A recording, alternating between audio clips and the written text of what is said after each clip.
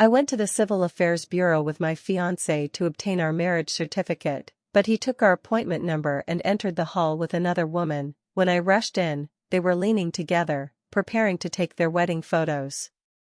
Chloe stroked her belly and smiled at me, saying, "Rachel, can I borrow your boyfriend for a bit? It's just for show, to give my family an explanation. You won't be angry, right?" Jason crumpled the wedding suit I had sewn by hand into a ball and placed it behind Chloe's waist solely to make her sit more comfortably, without giving me a single glance throughout the process. "Rachel, this is a public place, don't embarrass us all, it's just for show, save your temper for home," Jason said, but no, they were getting their marriage certificate, so what was I there for? Jason's tone was matter of fact, "It's just getting a certificate, right? We can do it anytime as long as your parents see us leaving the Civil Affairs Bureau, that's enough, right? It won't delay the wedding," implying that the one truly putting on a show was me. Observing Chloe's bare fingers, I removed the engagement ring Jason and I shared and placed it in her hand, saying, "Miss Chloe, our tastes are so similar, you'll probably like this ring too. Consider it a wedding gift for you both." Jason merely thought I was throwing a tantrum, but when I pulled out a large diamond ring given by another man and put it on my finger, he finally panicked. Jason and I meticulously consulted the almanac to select this auspicious day for obtaining our marriage certificate at the Civil Affairs Bureau. A master had advised that 10 a.m. was the fortunate hour, ensuring we would grow old together. Though I'm not particularly superstitious, having loved Jason for 8 full years, I genuinely anticipated this day. As we were about to leave, Jason kept frowning while fiddling with his phone, prompting me to say, "Jason, what are you looking at? It's the auspicious time we should head to get the certificate." Oh, okay, right away," Jason replied perfunctorily, grabbing his coat and heading out, adding, "Rachel, Chloe happens to be nearby. There seems to be some trouble between her and her boyfriend. I'll check on her and be right back, wait for me at home." Chloe, Jason's close childhood friend, was also nearing marriage with her boyfriend. Having met her several times and noting their consistent affection, I didn't suspect anything else and merely urged Jason to hurry so we wouldn't miss the auspicious time. However, as our appointment time approached, Jason's phone became unreachable. Fearing we'd miss our slot, I left him a message and headed to the Civil Affairs Bureau to wait. Upon arriving at the Civil Affairs Bureau, I was informed that our appointment number had already been claimed. Had Jason arrived too? Why didn't he tell me? Was he perhaps preparing a surprise for me there? Filled with anticipation, I pushed the door open and locked eyes with Jason, who was inside preparing for photos, holding various documents and struggling to adjust his suit tie with one hand, while Chloe stood shoulder to shoulder beside him. Chloe had evidently just cried, her doe-like eyes red and swollen, one hand covering her abdomen while the other fumbled to adjust the chair's position. Upon seeing me enter, Jason visibly flinched, a flicker of panic crossing his eyes. The photographer, growing impatient, prompted, "Are the two of you ready? We can start taking photos," prompting Jason to snap out of it, offer an apologetic smile, and casually remove his suit jacket, crumpling it and placing it under Chloe's seat. "Is this better? More comfortable?" he asked. What did this mean? Why had Jason and Chloe taken the number originally meant for me, and why were they now preparing to take photos? The photographer referred to them as the two newlyweds, yet neither offered any explanation. Was this the process of getting a marriage certificate? Then what was I? I strode over, staring at Jason in disbelief, asking, "Jason, what does this mean?" Even at that moment, I couldn't ascertain whether this was a surprise Jason had planned. Having been with him for 8 years, I couldn't fathom what unusual connection he might have with Chloe. Chloe seemed to notice me only then, covering her belly and giving me a slight smile, saying, "Oh, it's Rachel. I'm just borrowing your boyfriend for a bit, don't worry, it's only for show, I won't take him from you." With that, she appeared unwilling to elaborate further, turning to Jason with a coquettish tone, "You're placing it wrong. It needs to support my waist to be comfortable. How can you have no preparation to be a father?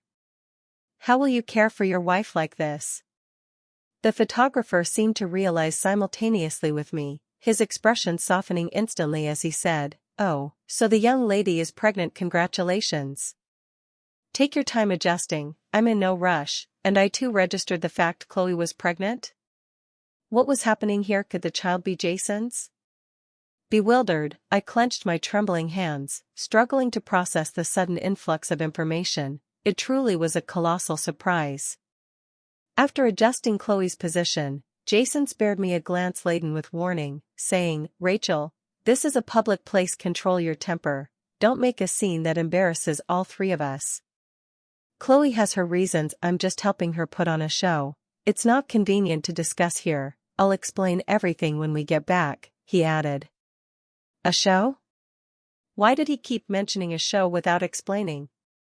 What kind of act required getting a certificate and taking photos? I struggled to comprehend Jason's words. "Jason, have you forgotten today is our wedding day? You've taken our number. If we don't go through the process now, it'll be too late, and rebooking today won't be possible," I exclaimed. Jason, growing impatient, let out a tisk through clenched teeth, while Chloe looked over with a beaming smile, saying, "Rachel, your number was 46, right? We've already completed the process, it's invalid now. You two are practically an old married couple, no rush for this moment, you can get it any time, right?" My mind exploded with a buzz, consumed by the phrase "already gone through the process." They had registered their marriage? The person I was to marry got a certificate with someone else? Then what was I here for? Already short-tempered, my mind now blank, I yearned to rush over and demand clarity from them. Standing at the doorway, I issued an ultimatum, "Jason, explain this to me right now, then we'll go through the process again." Jason finally rose from his chair, positioning himself in front of Chloe, saying, "Rachel, Chloe's been good to you, hasn't she? Why must you say these things here to embarrass her? I told you it's just for show, why keep asking here? Where does that leave Chloe's dignity?"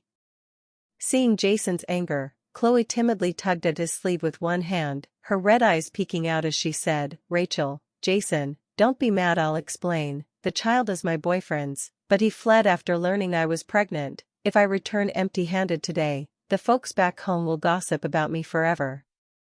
As she spoke, Chloe's tears fell again, yet I still couldn't fully grasp it, asking, "So you asked my boyfriend to step in and get a certificate with you?" Jason took another step forward, perhaps empathizing with Chloe, his tone softening as he frowned and lowered his voice. I volunteered to help. "Rachel, you know how people in our hometown love to gossip. If they found out Chloe was pregnant out of wedlock and abandoned, she'd never live it down," he explained. "Rachel, we've been together 8 years like Chloe said, does it matter when we marry? After the cooling-off period, Chloe and I will quietly divorce, and we'll get our certificate. No one will know," he said, but I found it laughable, retorting, "And me? If I go back empty-handed today, won't I be gossiped about?" Jason replied matter-of-factly, "Don't your parents know we came to the Civil Affairs Bureau today? Our wedding won't be affected, how could you be gossiped about?" I understood the show they kept mentioning was for me to perform. I was to pretend I'd gotten the certificate with Jason today and willingly wait for their divorce to remarry me. Why should I? Jason, still frowning, seemed to disapprove of my stance, adding, "Also, Rachel, insisting on discussing this publicly to embarrass Chloe, you should apologize to her." Peering over Jason's shoulder, I saw Chloe sitting smugly, leaning on the crumpled suit jacket I'd handmade for Jason, the one we'd agreed he'd wear for our wedding. 8 years of faith seemed to collapse in that moment. Like that suit, I'd been reduced to a joke. With a self-deprecating smile, my gaze settled on Chloe's bare fingers. I removed the wedding ring from my middle finger and approached her, saying, "Aren't you putting on a show? It should be thorough, how can there be no ring? Miss Chloe's finger size is likely similar to mine, and our tastes seem alike. She'll surely like this ring I personally chose." Meeting Chloe's delighted eyes and Jason's relieved glance, I said, "I should apologize, sorry for taking 8 years of Jason's time, delaying your perfect match. Let this ring be my wedding gift to you. And with it, I'm giving you my fiancé too," I added, prompting Jason to sense something amiss. his expression darkening as he asked, "Rachel, what are you being sarcastic about now?" I stuffed the ring into Chloe's hand, patted Jason's shoulder, and said, "Good luck, sucker," before turning away without further debate, pushing open the Civil Affairs Bureau's door, as Jason panicked, "Rachel, what do you mean? You're not marrying me?" As I exited, I heard the photographer ask, "Are you two still taking photos?" Jason paused, halting his pursuit, replying, "Yes, it's fine, Rachel's just like that, she'll be okay in a couple of days." Feeling liberated yet lost, I wandered the streets, my meticulously applied false eyelashes disheveled by the wind. Intending to fix myself with a mirror, I instead found a small square box in my bag. Upon opening it, I discovered a massive diamond ring, far larger than the one I'd just removed from my hand.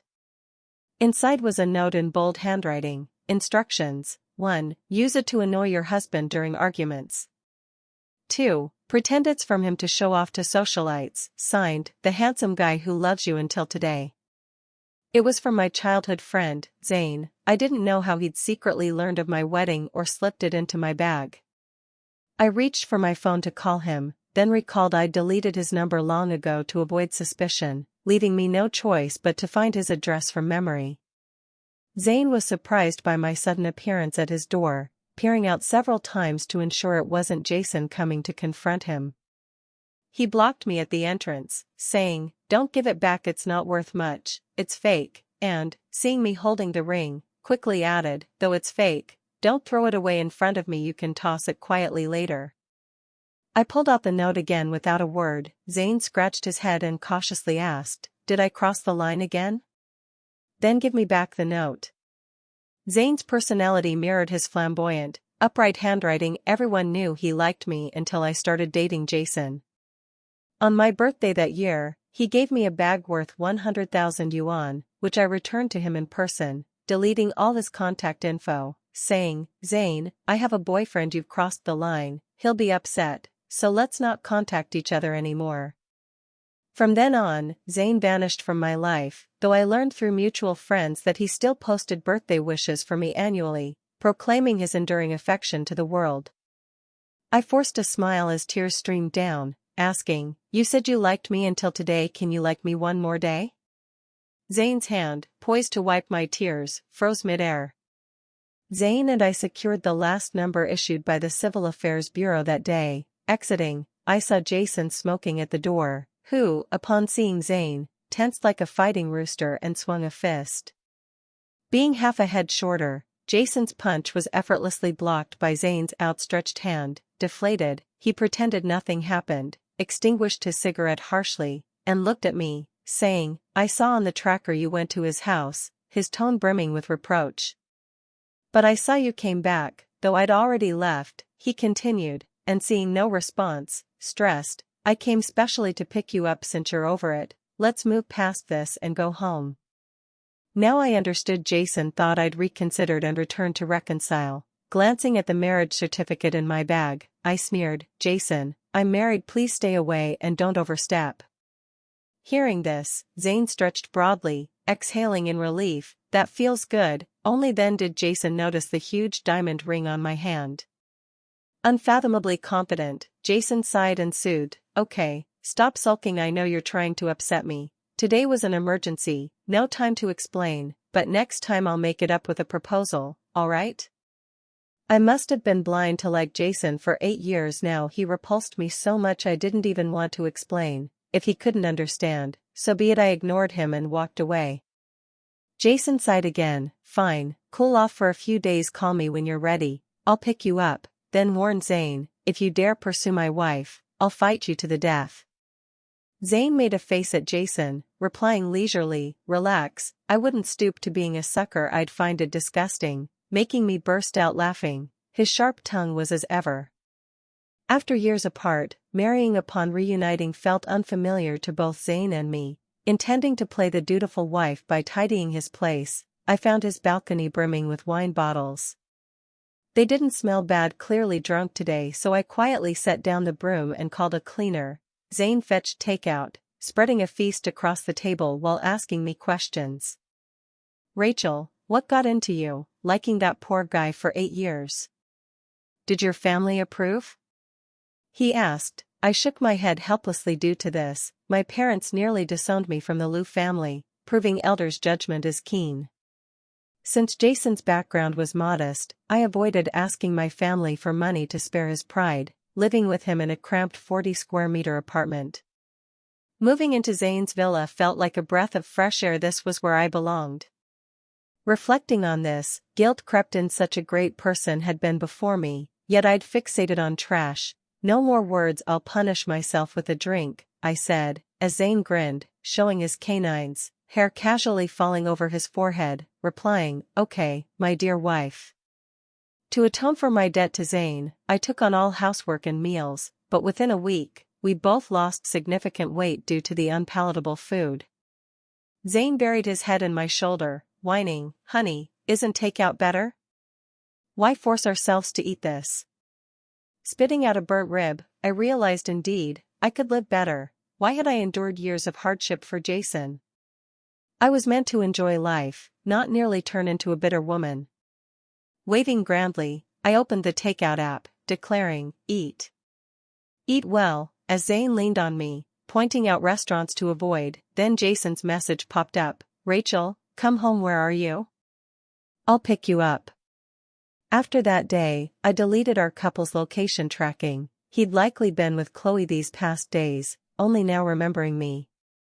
Zane, still on my shoulder, shouted wildly, Rachel. He called you Rachel. He's crossed the line. I quickly calmed him. Okay, we won't look. I'll delete him now. But Zane turned serious. No need to delete, and, meeting my puzzled gaze, smirked. Watching him chase you to ruin is satisfying. Calculating mentally, I realized Zane and I were the same age, nearly 30. How could a 30-year-old act so childlike? I'd grown truly. Greenhouse flowers live carefree lives. Jason messaged again soon, Rachel, it's for your good. You don't want kids, right?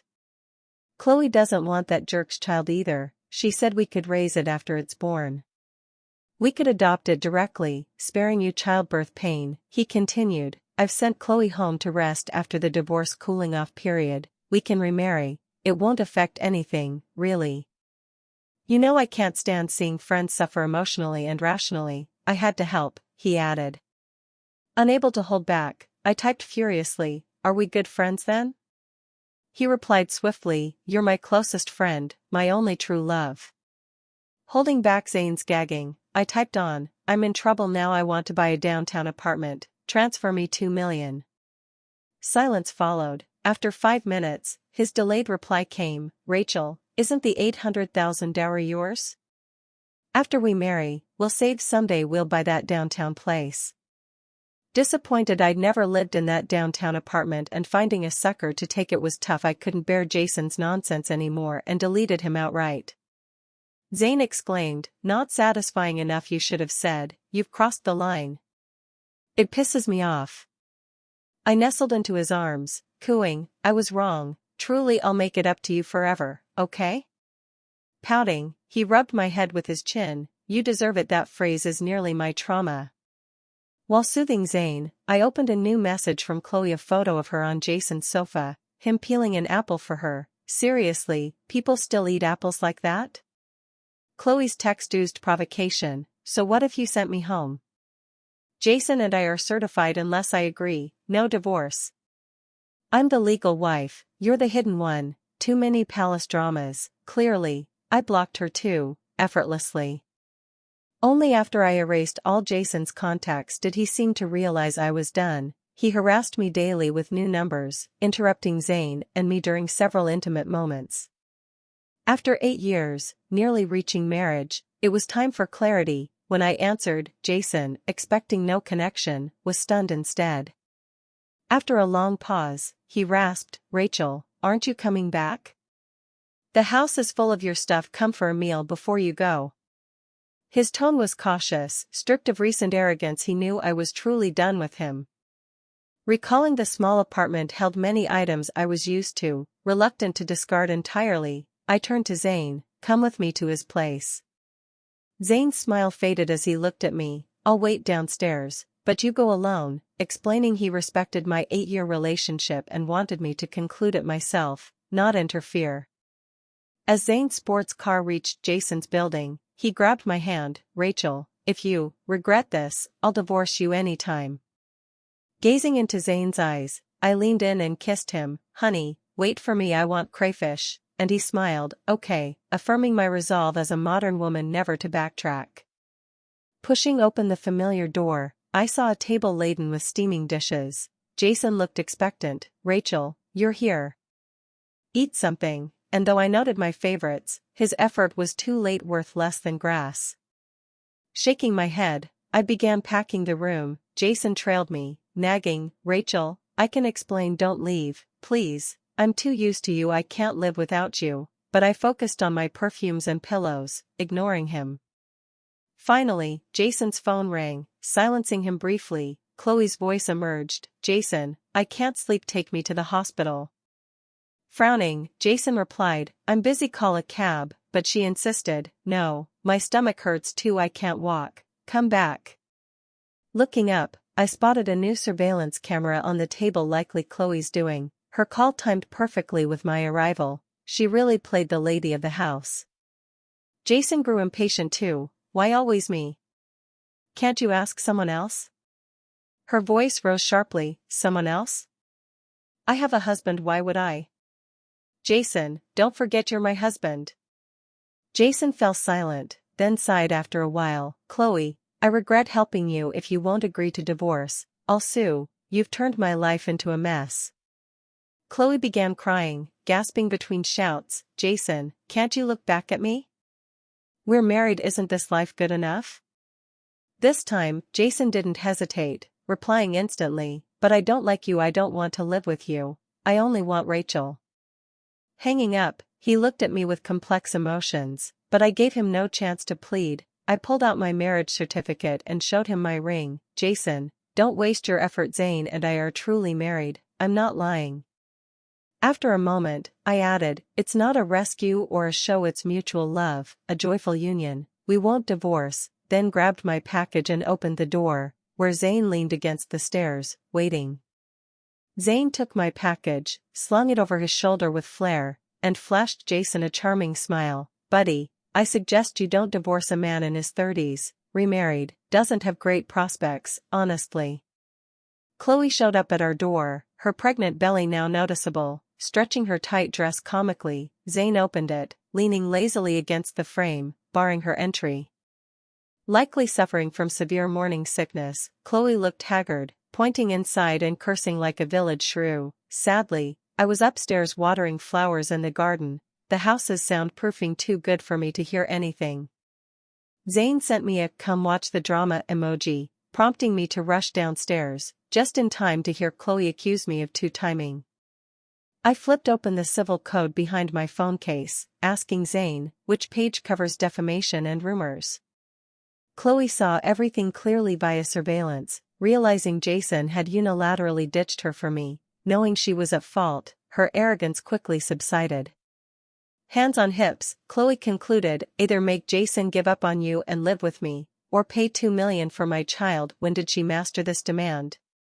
That's my trick. I shrugged, why should I?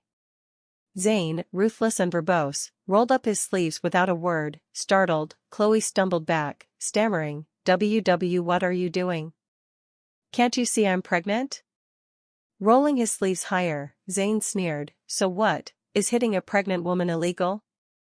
Flipping through the civil code, I tugged his sleeve. Honey, it's illegal, hitting anyone is illegal. Zane paused. Oh, then I'll rephrase, leaning cockily against the wall. Hey, you're not pregnant with my kid, are you? Utterly baffled, Chloe replied warily, of course not, and Zane nodded. Then what's your pregnancy to me?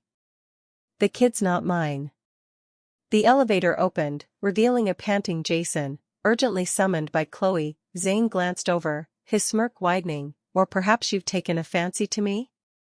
I suggest you stay away from me and my wife. I'm not refined, won't pity a pregnant woman, and have no interest in being the next sucker for your kid, Zane said, leaving Jason's face flushing and paling, his expression quite a spectacle.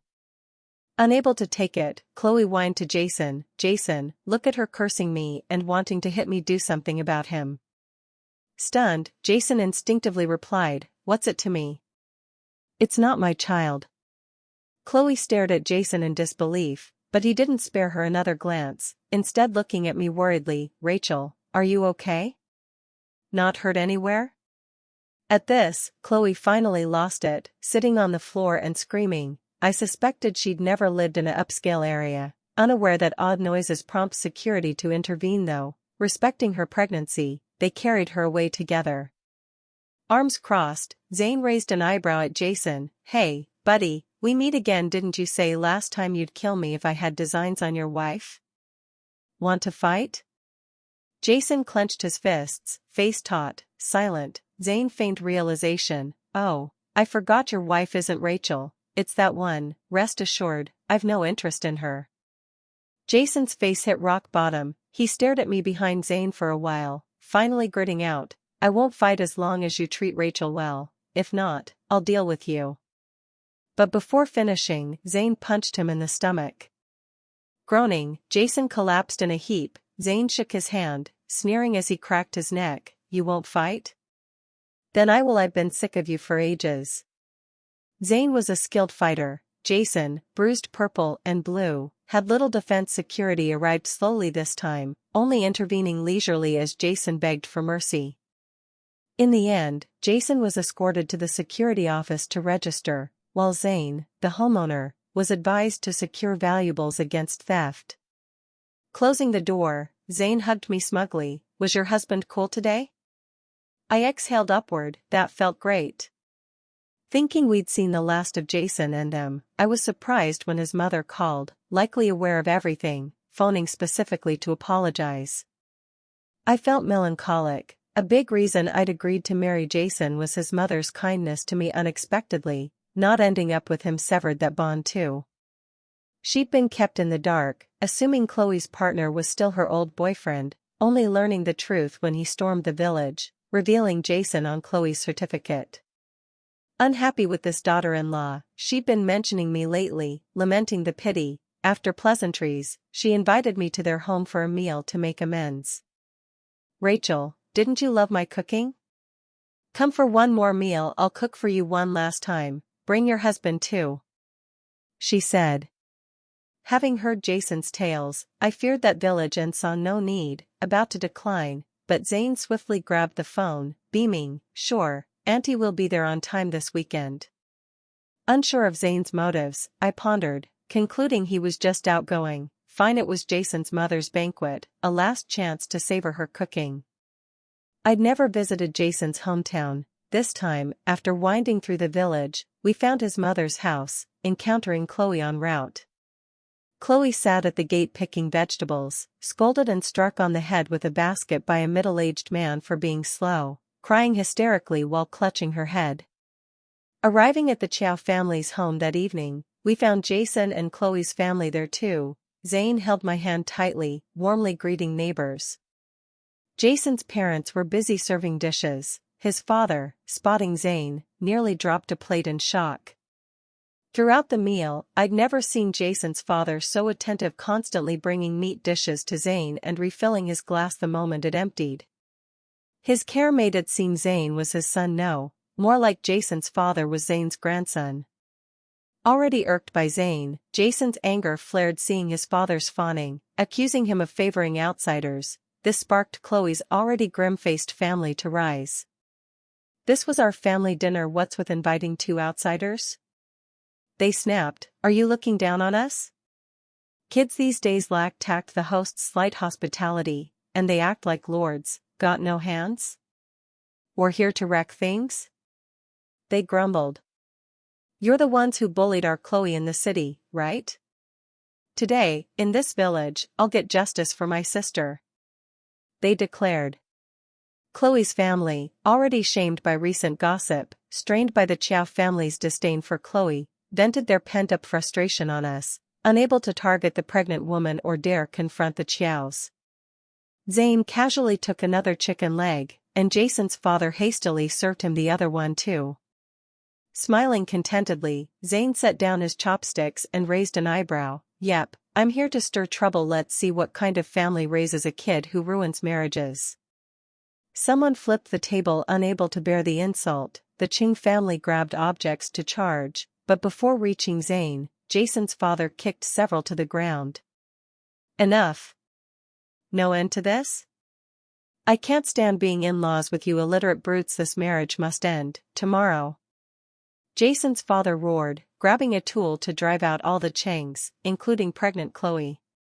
Fleeing, Chloe looked to Jason for help, but he silently stood before Zayn and me, shielding us from flying mops and sticks. Her eyes shifted from reluctance to despair as the Changs dragged her out. Once all were gone, Jason's father sighed, apologizing to Zayn. Zayn, sorry you had to see this farce, leaving Jason's eyes bulging in shock. Waving it off, Zayn said, no problem, I came to pick a fight. Later, list the damaged table and stuff, the company will cover it. Only then did I grasp why Zayn insisted on this meal. He'd come to show off. His disruption fully split Chloe and Jason, who then went to the city for their divorce certificate. Out of some sudden kindness, Zayn insisted on driving them to celebrate their escape from misery. In the car, Chloe made a final plea, Jason, for the child's sake, can't we live well together? Irritated, Jason swatted Chloe's hand, which hit the car's starry roof, cutting a long gash. Enraged, she fought him in the back seat until Zayn snapped a photo, the click halting them. Zayn smiled innocently, pointing, the starry roof's damaged, remember to pay, then eagerly showed me his phone. Honey, pick one you like, we can finally upgrade it. Zayn taught me much, like shedding the savior complex for a life of schadenfreude, especially watching them scramble for money in the back, pure bliss. Rumor had it the village troublemaker was Chloe's ex, not fleeing due to her pregnancy, but because she, learning his family was poor, bolted with her test results to Jason overnight. Chloe's conservative family would have killed her for running with the ball, so she targeted Jason well off in their village and close to her, the first sucker she thought of. Jason saw himself as a hero, but was merely a trapped pawn. During the divorce, Chloe sued Jason, claiming the child was his and demanding compensation. Worn out, he agreed to 8,000 yuan monthly support, and with this safety net, she ditched her poor ex again, seeking the next sucker. This time, she snagged a rich heir, only to be beaten by him and his wife until she miscarried, unable to conceive again, reshaping my worldview once more. Zayn nodded knowingly. See, I was really lenient with them. As for Jason, life's pressures turned him into a freeloader, estranging his father. Later, he reportedly made friends and earned big in business. At my birthday party a year later, I unexpectedly saw Jason again, pregnant then, my mobility limited. Zayn became my legs, shadowing me everywhere. Jason paused, then smiled wryly. I recall you saying no kids, and I smiled back. The right person changes that. He nodded, muttering, yes, that's it, leaving quietly as I summoned security. After the party, I found a property deed on the table, my downtown apartment, finally sold, with a note, no burden, it's clean money, the last thing I can do for you. Puzzled by the vague note, I tossed it, happily spending 2 million with Zayn to build our dog a new house. Later, we heard Jason was arrested. Zayn and I, calmly preparing baby formula, guessed a desperate man's sudden wealth meant trouble. We promptly notarized our assets. Jason's house money was clean, but the rest was unknown and irrelevant to us. Apparently, Chloe was later implicated, a hefty sum recovered. Desperate, she vanished from our world. No one knew or cared what became of her. As Zayn said, nature's hard to change, just avoid shady KTVs and massage parlors. Not of their world. After 8 misguided years, I returned to shore, watching their fates coolly. I could have helped them once, perhaps. Regardless, our paths diverged henceforth, with no further intersection. Zayn protested, but the baby raised a hand, chiming, each to their own, and Rachel to Zayn. Zayn looked at the baby with pride, truly his child.